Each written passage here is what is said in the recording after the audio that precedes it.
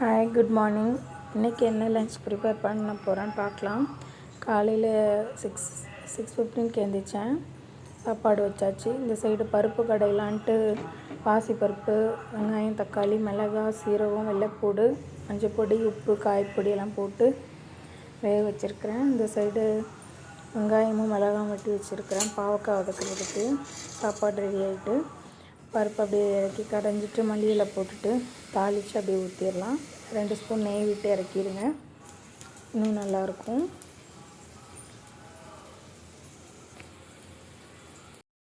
காலங்கத்தால் என்ன பண்ணிகிட்டு இருக்கேன் இங்கே வந்து நண்டு ஓய்